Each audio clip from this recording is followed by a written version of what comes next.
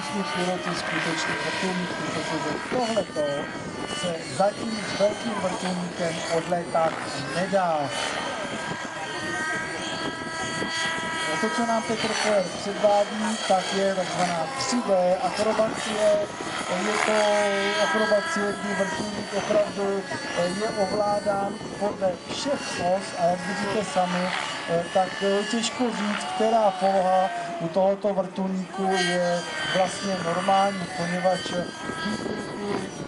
lety na zádech, přemety, navíc vrtulníkáři s těmito modely vrtulníků, s těmito akrobatickými modely vrtulníků letají takové obratu, které vlastně nelze ani v tom klasickém akrobaci vůbec pojmenovat, takže si museli ještě vymýšlet různé názvy těch akrobatických obratů, takže jsou tam různé klik-klaky a přesýpací hodiny. A vidíte konec konců sami, že vlastně couvání letu na zádech nebo letu do toho kruhu v té obrácené poloze.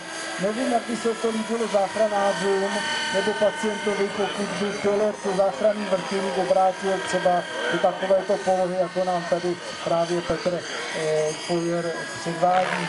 Jinak Petr je členem plzeňského klubu Západ. No a dívejte se, co všechno s tím akrobatickým vrtulníkem opravdu dokáže. Že by došlo už, nechci říct k senoseči, ale k posekání té. Škrtnul si, já myslím, že tam kousíček odlétnul.